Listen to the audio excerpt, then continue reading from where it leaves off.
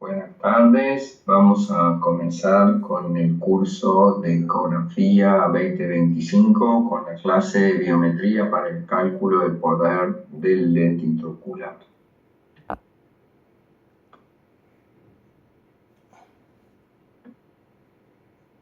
El cálculo del lente intraocular no debe ser una cuestión de suerte, no es cuestión de tirar números y dar en el blanco.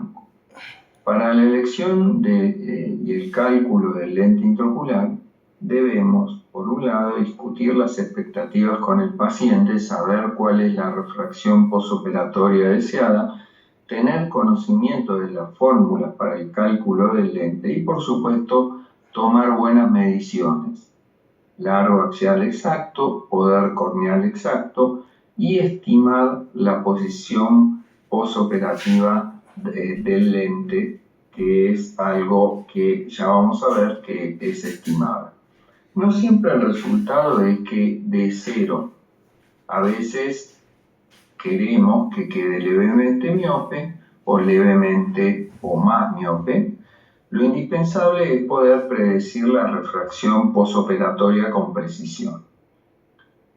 La era de los lentes intraoculares comienza en 1949 en el Thomas and Moorfields de Londres. El primer implante, que era esta pieza grande de 8,35 milímetros y 2,4 de espesor de polimetilmetacrilato, tuvo malos resultados iniciales. Le quedó miope de 18 dioptrías el primero y el segundo ojo de menos 10. Pero luego se dio cuenta que el cálculo estaba mal realizado y ahí mejoró y ya los otros resultados son bastante buenos. Hizo 3 casos en el año 50, 23 en el 51. Esta es la cita bibliográfica que es muy interesante leer del British Journal, donde están todos los primeros casos de este gran hombre. Para el cálculo del lente, el tema, digamos, fundamental es que hay varias etapas. La primera etapa, y esta es la que nos interesa hoy desde el punto de vista de la ecometría ultrasónica, es la que ocurre en la década del 60 con los métodos de estándar, que era donde el poder del lente era el resultado de una fórmula que era estándar, que era 18 dioptrías más la refracción aérea por 1,45. Esto es el método estándar que no era nada seguro.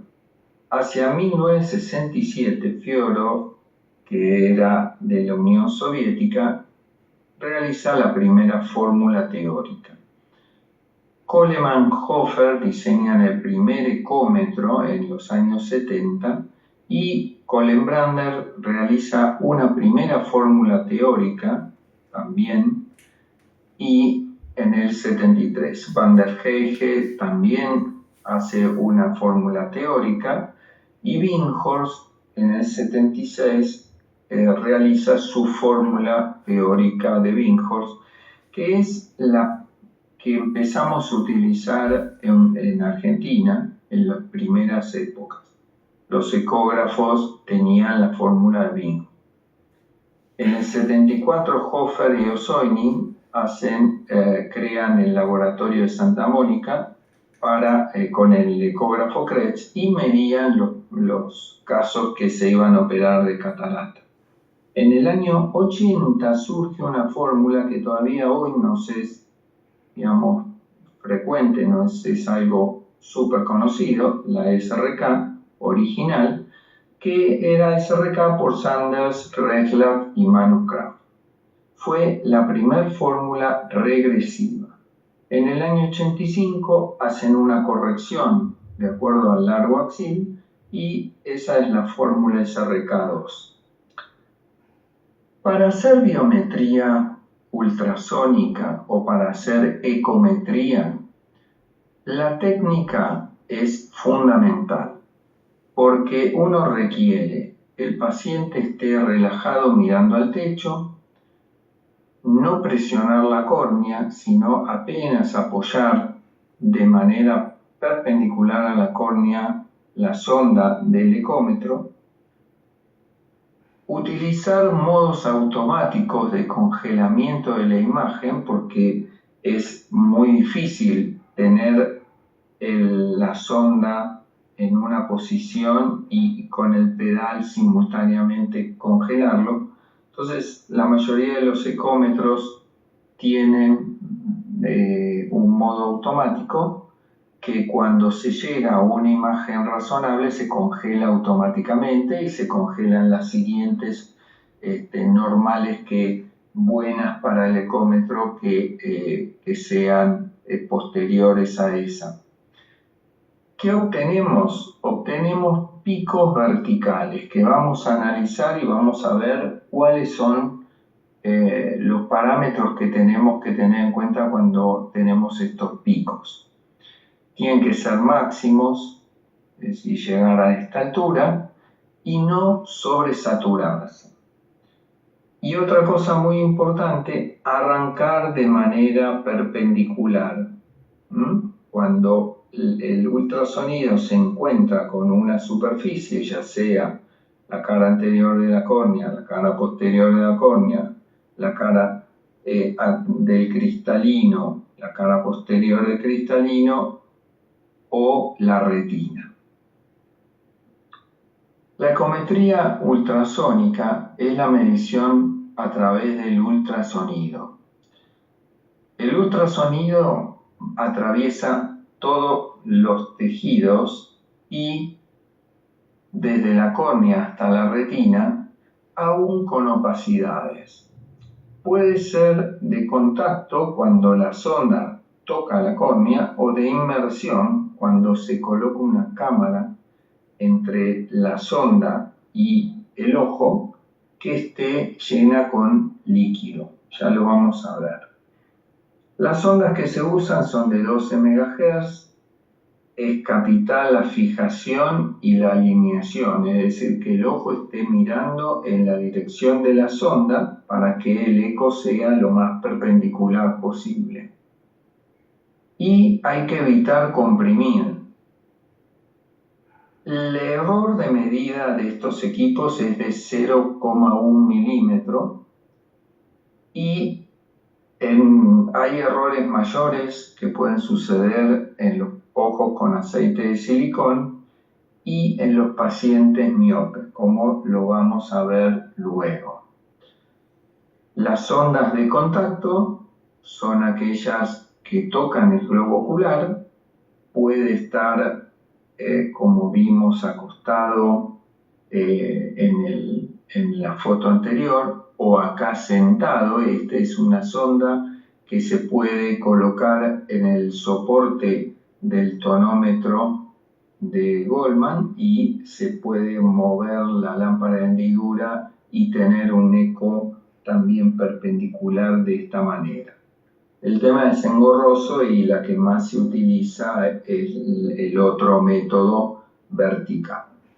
También es engorroso la ecometría de inmersión porque exige poner una copita como en el UVM y llenarla con solución salina y ahí acercar la sonda sin que contacte con el globo ocular. Entonces acá hay un espacio entre la superficie del líquido de la copa con la de la córnea. Acá vemos, este eco es el de la córnea, anterior y posterior, este eco es la cara anterior del cristalino, este eco es la cara posterior del cristalino y esta es la retina. Entonces, de esta manera, los ecos verticales perpendiculares en la base son lo más correcto para hacer la medición. Es más difícil y engorroso porque ponemos el agua, se puede caer, se puede mojar el paciente y además porque el agua, el líquido, la solución salina se puede infectar y podemos generar alguna infección. Acá tenemos entonces el método de contacto donde la sonda toca con el vértice de la córnea, apenas sin deformar. Acá tenemos la de inmersión donde hay una copita y la sonda llega a este sitio. Había en algunos ecógrafos y en algunas sondas una sonda que tenía una cavidad donde se llenaba de líquido, que es esta, y se ponía una membrana que es compresible, entonces de esa manera no se generaba una deformación del globo ocular. Cuando tenemos la inmersión, se crea un espacio más, es decir, acá tenemos, esta es la córnea, esta es la cara anterior del cristalino y esta es la cara posterior del cristalino y acá la retina. Y esta de acá es la de la interfase entre la sonda y el líquido que está en la inmersión. Entonces, si nosotros vemos dónde está esto, es así. La técnica de biometría, insisto, porque lo básico es la correcta alineación. El éxito de la biometría es que todos los picos sean verticales y perpendiculares en la base. Y que lleguen al 100% de la altura del ultrasonido. Acá tenemos una medición de la cámara anterior que da 3,101, una medición del cristalino que da 5,38, luego el largo axial total que es 23,90. Por supuesto, la alineación es básica y acá tenemos una con contacto porque no se ve el otro espacio, está la córnea, acá está el cristalino, la cara anterior, el cristalino, la cara posterior y la retina.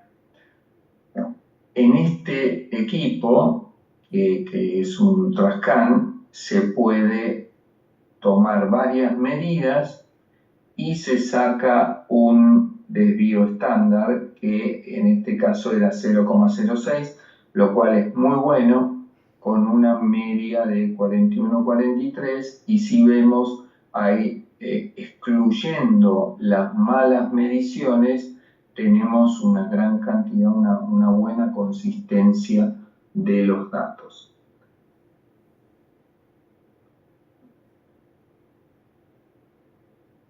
En este caso vemos que hay un poco más de dispersión y hay algunos valores que difieren un poquito más, y vemos que hay acá un eco que corresponde a algún elemento del vitrio que no llega al 100% de la altura.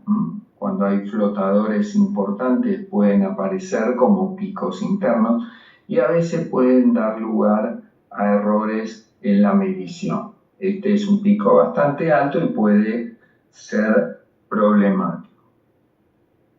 Acá tenemos un ejemplo típico de lo que es cuando se sobresatura con ecos de muy alta y aparecen ecos internos dentro del cristalino que pueden llegar a molestar al equipo y dar resultados que no son buenos en algunos lados, en algunas situaciones. En este caso sí los ecos son buenos, pero a veces este eco de la cara posterior del cristalino queda más bajo y toma como cara posterior del cristalino esto y como espesor del cristalino esto. Fíjense que esta es una cámara que es muy grande, pero el cristalino tomó 3,17, o sea, más chico que la cámara anterior. el eco del cristalino, que acá a simple vista parece que fuera igual, pero eso es porque lo confunde estos ecos internos. Cuando la ganancia es muy alta, se generan muchos picos y se genera esto que es sobresaturado, cuando llega no como un pico único, sino como una meseta. Fíjense que en todos los ecos hay una meseta porque es el pico máximo. Eso hay que tratar de evitarlo bajando la ganancia. Cuando la ganancia es demasiado baja, los ecos no alcanzan a medir. Hay causas de error en el cálculo del poder del lente que en la biometría son sobre todo por compresión de la sonda, por mala orientación de la sonda o porque por la forma del ojo uno está, por ejemplo, midiendo no la zona de la fobia, sino una zona, a veces la fobia está metida en un estafiloma y uno mide más adelante. También hay errores en la queratometría por mala calibración del aparato, por irregularidades y en las fórmulas que generan un error en el lente. Entonces, los ojos cortos pueden tener otras causas de errores del poder del lente. Uno, porque el modo automático a veces no mide si la cámara anterior es muy corta. Dos, porque las K tienen algún error en cuanto a la medición del radio. Entonces, esto puede generar errores matemáticos. Y otro porque uno puede utilizar en estos ojos diferentes tipos de lentes que son biconvexos, lentes que son convexo plano o lentes que son biconvexos con distinta... y esto a veces cambia el poder real porque la ubicación del lente es diferente. Y en estos lentes de alto poder puede haber errores. Una cosa muy importante es el equipo, ¿no? Acá tenemos un equipo que hoy se utiliza mucho, que es el equipo de Quantel, que es muy buen equipo, portátil, tiene estas fórmulas, tiene a Higis, tiene a Binghorst 2, tiene la SRKT y tiene una sonda de biometría que incluye una particularidad que ahora nos vamos a referir. Las características, bueno, del modo B del ecógrafo son como las habituales, las características de la biometría. Uno de los temas es el ProBeam. El ProBeam es una sonda de biometría que tiene no hacia el ojo del paciente un haz de un láser, sino hacia el otro lado, es decir, el ojo se pone acá, digamos, mide acá, y con el otro ojo el paciente mira donde el haz del láser se proyecta adelante y uno le hace mirar adelante hacia el haz proyectado en la pared. Entonces, de esta manera sabemos que está alineado mirando en ese sentido.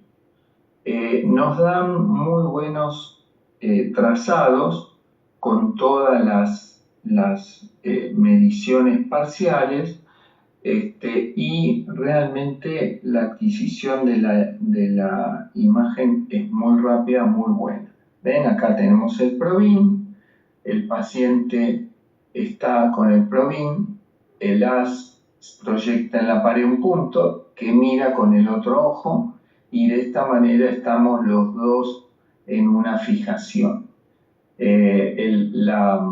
La sonda es muy amigable, se puede poner también en el soporte del tonómetro y da mediciones de la cámara anterior, da mediciones de la cavidad vítrea y del cristalino, cambiando, ven, la velocidad de conducción en cada uno de los medios.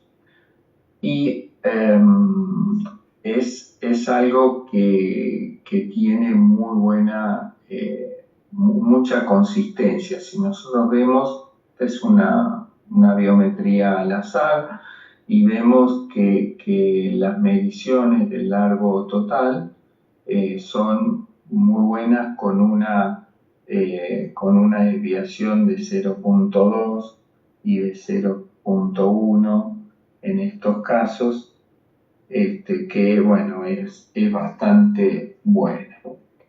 Acá tenemos la manera en que se presenta el resultado. Tenemos el valor de la cámara anterior, del cristalino y el total. Y previamente uno coloca las queratometrías y saca el promedio de las queratometrías y hace las fórmulas varias.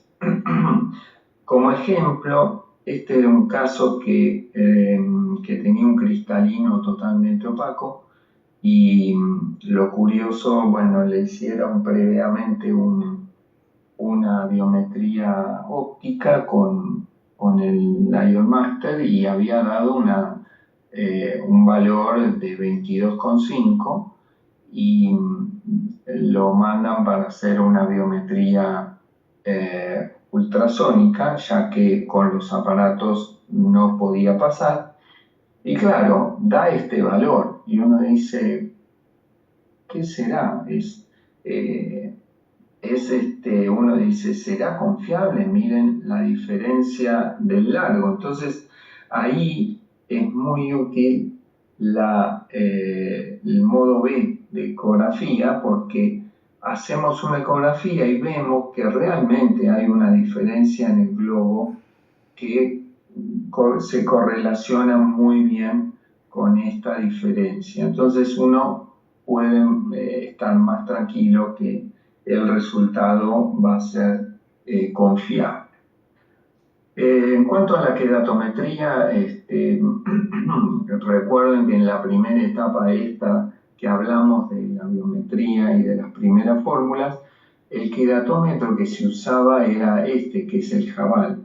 Luego empezaron a aparecer los otros queratómetros, de los autorrefractómetros, de los distintos equipos que hay de biómetro óptico, como el Lion Master, como el Anterion, como el Argos, como el Lenstar, que vamos a hacer una mención porque indudablemente, aunque sea un curso de ecografía, es algo que es necesario saberlo en el cálculo del lente. De esa primera etapa, en donde usábamos biómetros ultrasónicos y fórmulas de primera generación como la SRK, Fyodorov o el método estándar, el error del cálculo era bastante grande. Fíjense que entre más 1 y menos 1, con la SRK quedaba el 48%, y con las otras fórmulas, la de Fyodorov y la del método estándar, quedaba solo el 16%. El resto quedaba con más. Y fíjense que en un error de más 4 quedaba el 5% de los con la SRK, y el 13% con Fyodorov y el 14% con el método estándar. Estamos hablando de un error que realmente es inadmisible hoy día, y con los lentes multifocales ni hablar. Entonces, ¿por qué ocurría esto? ¿Por qué había esos errores? Había errores en la medida del largo axil, en las queratometrías y sobre todo en estimar la posición efectiva del lente. Este es un gráfico que toma Olsen de Norbit, en donde se ve que la causa de error más grande era el 42% en la posición efectiva del lente y lo que es la profundidad de la cámara anterior, ¿no? Entonces, posteriormente, en la segunda etapa del cálculo del lente, se pudo mejorar la manera de medir con la aparición del LeoMaster, se mejoraron con eso las fórmulas, apareció la fórmula SRKT, que todavía es vigente hoy, la fórmula teórica de Holliday, la Holliday 1 y la Holliday 2 en el 97, y apareció la fórmula teórica de Huygens y la primera de Barrett. Acá tenemos a Barrett, a Holliday, a Huygens, que fueron líderes en el cálculo.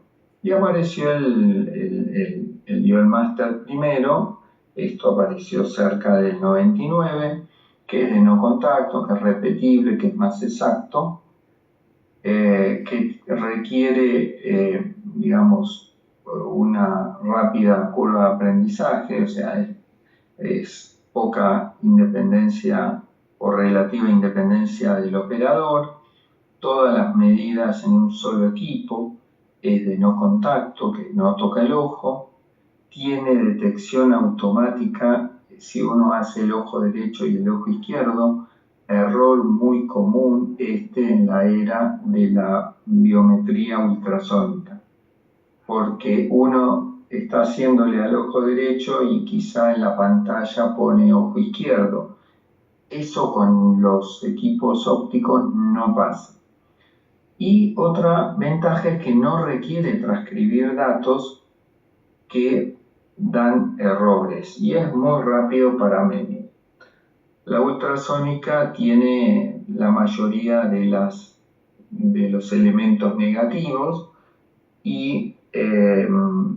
pero obviamente en estos casos con pacientes con este tipo de ojos, cicatrices corneales, edema corneal, cataratas completas, cataratas tensas rubras, hemorragias vítreas, cataratas subcapsulares posteriores, corticales y alosis asteroides, muchas veces con el ultrasonido es lo único.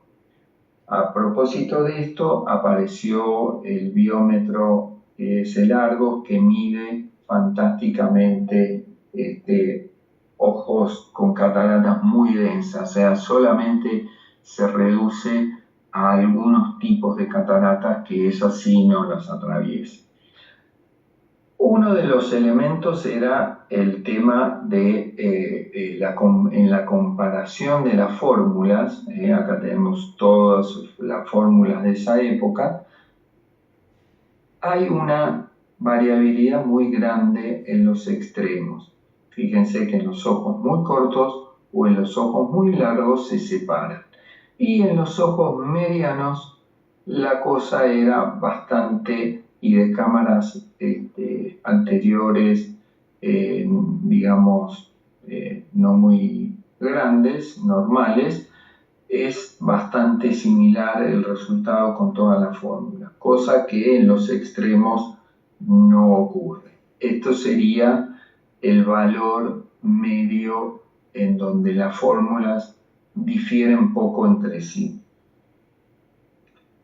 La fórmula de Holliday 2 lo que intenta y logra de alguna manera es mejorar los resultados en los ojos cortos. Las otras fórmulas, la Holliday 1, Hoffer y SRKT, se alejaban de esto y en los ojos cortos y muy cortos podíamos tener errores muy grandes. Tengamos en cuenta que la biometría ultrasónica mide hasta la limitante interna. En cambio, la biometría óptica del LeoMaster hacia hasta el epitelio pigmentado. Y eso es porque, digamos, es importante porque a veces se utilizan las plataformas de, por ejemplo, los LeoMaster para calcular un lente medido con ultrasonido y no son iguales. El Lion Master nos da varias mediciones y vemos lo que es la constancia de los resultados. De todos estos valores, hay uno que difiere en 0,01. De todos estos valores difieren en 0,02. Entonces, milímetros de largo. No así en las queratometrías, donde hay un poco más de variabilidades.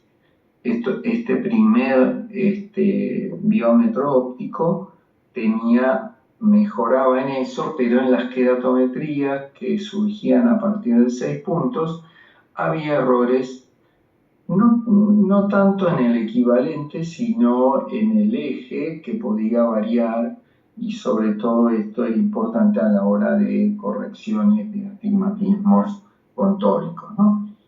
En la historia del cálculo del lente viene una tercera etapa donde ya explotan todas las fórmulas que tienen que ver con inteligencia artificial, con los otros equipos que son el Leomaster 700, el Lenstar y el Argos, que tienen la medición con OCT de Subsource y bueno, o las fórmulas teóricas que tienen regresión e inteligencia artificial como la de Kane, o la Panacea, que es una herramienta muy útil.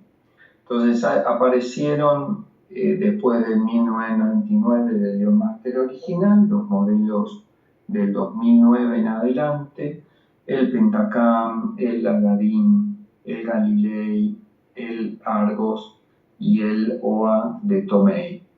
Todos estos equipos, uno de los más populares de esta gama fue el Lenstar 900, que tenía 32 medidas de queratometría. Acuérdense que el Lion Master original tenía 6, que tiene un planificador de lentes tóricos y el Barrett Toric Calculator, y tiene fórmulas para cirugías post-refractivos, que bueno, que eso es una gran ventaja. Y además ahí comienza a utilizarse la fórmula de Olsen, porque la fórmula de Olsen se basa en que la posición efectiva del lente depende del espesor del cristalino más la cámara anterior. Entonces, el valor de la cámara anterior, a través de una constante C, se establece una función que combina el espesor del cristalino y la cámara anterior para condicionar la posición efectiva de la lente. Este dato es independiente de los otros factores tradicionales que se venían utilizando para calcular la posición efectiva del lente, basados en la longitud axial, la queratometría, el blanco a blanco, el poder del lente, la edad o el género, que variaba la posición efectiva de la lente. El Leomaster 700, también con Swipser's OCT, tiene algunas ventajas: corrige el punto de fijación, detecta irregularidades anatómicas del ojo, también mejoró mucho en la medición de puntos con relación al equipo anterior, y se conecta con el Calisto para marcar el eje del lente tórico, como el Argos con el Berium, ¿no? Entonces, el Leomaster 700 tiene la Barrett Suite.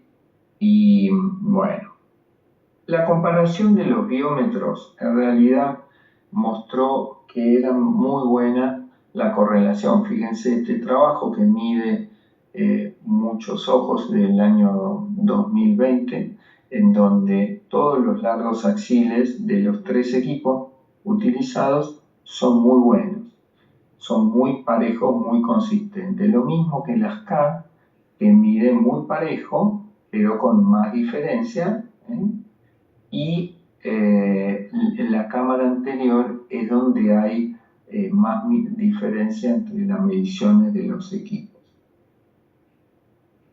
El Argos Mobu es de Alcon, toma la imagen rapidísimo, mide cataratas muy densas, a veces sorprendente, es muy exacto y da una imagen 2D del ojo.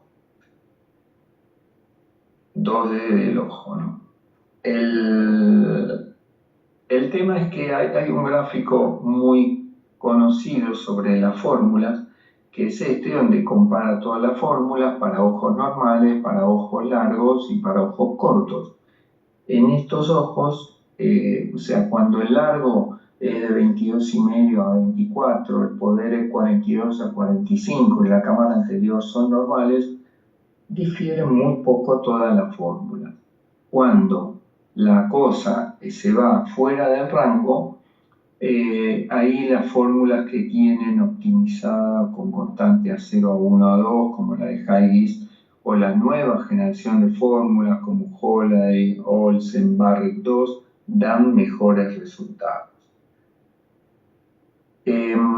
Una cosa que ayudó mucho es la aparición de los calculadores online. La IESIARES tiene en la página el calculador online, donde se pueden colocar los datos del paciente aquí y sale el resultado de todas estas fórmulas, que son fórmulas muy exactas, con las cuales se mejora mucho y uno puede, digamos, comparar lo que dio el resultado de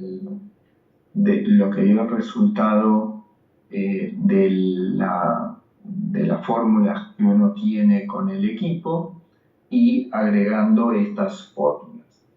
En el Servicio Nacional de Salud de la Gran Bretaña hizo un trabajo en el 2020 en donde comparaba los resultados con todas estas fórmulas, ¿no?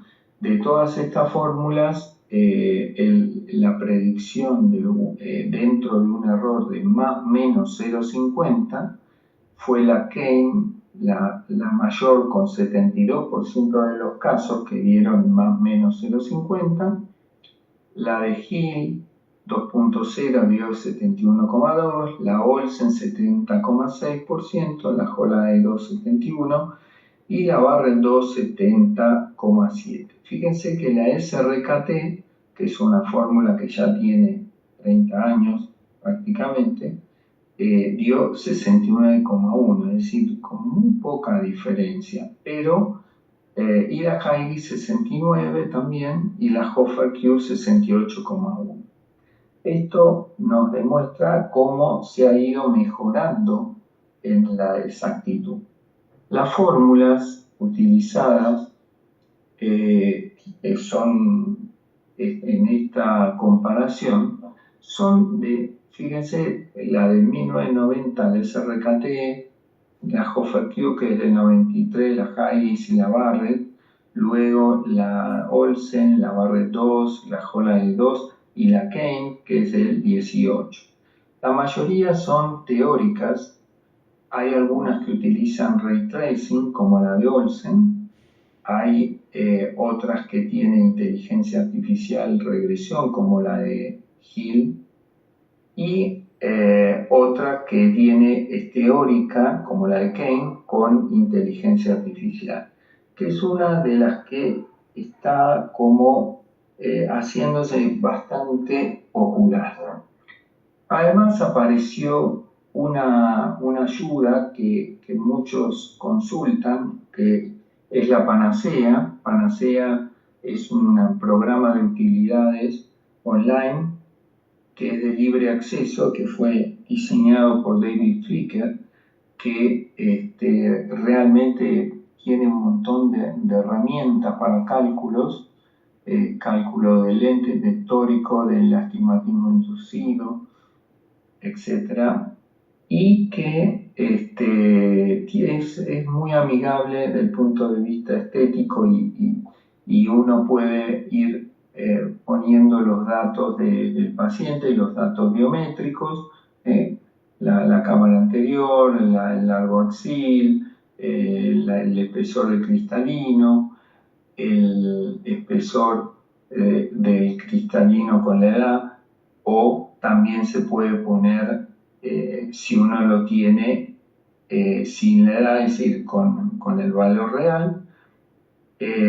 Después, una vez que uno coloca, puede usar la fericidad, o sea, la relación cara anterior, cara posterior de la córnea, o calcularlo con la constante de Goldstrand, que es, digamos, automática. Y luego, una vez introducidos todos esos datos, tenemos todos estos lentes con todos estas constantes de estos modelos de lentes, todas las marcas, y nos da el resultado, el poder recomendado y el poder y el equivalente férico que queda.